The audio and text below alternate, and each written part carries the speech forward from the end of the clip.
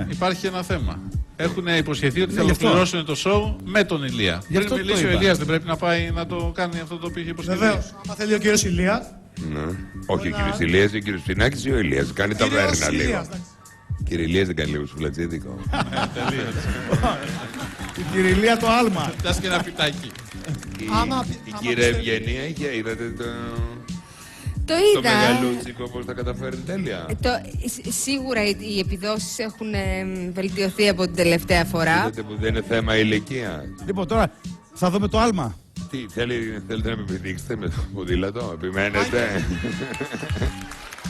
Να τους κάτσω. Αν και δεν πιστεύω στην ηλικία σας θα αντέξετε το πείδημα, πάμε. Τι το λέτε? Ποιος θα με Πω, τι επιδείξει? είπε! Εγώ, σε moi. Δέχομαι γιατί. Όχι λόγω ηλικίας, λόγω κιλών είστε. Δηλαδή, άμα γίνει ατύχημα. Τα όρθια θα γίνει. Ξαβλωτά και επιδειχτά. Να το γυρίσουμε σε DVD να το δώσουμε με το θέμα.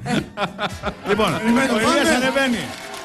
Σήμερα είναι η μέρα Να του. πάρουμε όλες τις προφυλάξεις βέβαια με το μικρόφωνο. Να βάλουμε μια πετσέτα κάτι κάτω στο Δεν πάτωμα. πειράζει, δεν πειράζει, δεν συχαίνομαι. κουβέρτα, Τα κάτι, κάνω όλα σε ένα- καλή τιμή και δεν συχαίνομαι.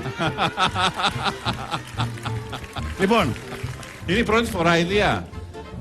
Ναι, με ποδήλατο, ναι. λοιπόν, παρακαλώ. Εσύ το έχεις ξανακάνει. Λέγε. Μη σηκώσετε τίποτα. Όλα κάτω να είναι, όλα κάτω.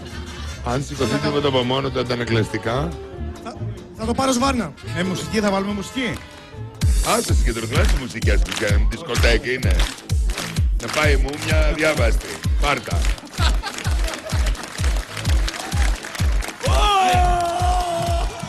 Καταπληκτικό! Δεν πρόλαβε να το δει ο Ηλίας. Είχε νέος που είσαι, Ηλία. Μπράβο, Ηλία.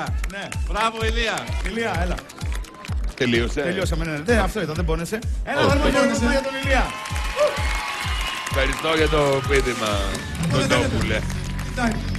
Κυρίες και κύριοι, εάν θέλετε να δείτε τους Μη δείξουν και styles εσάς με το ποδήλατο. ακριβώς στο μεγάλο τελικό, δεν έχετε παρά να σηκώσετε το τηλέφωνό σας και να τους ψηφίσετε όταν ανοίξουν οι γραμμές στο τέλος της απόψινής βραδιάς. Καλή επιτυχία, παιδιά!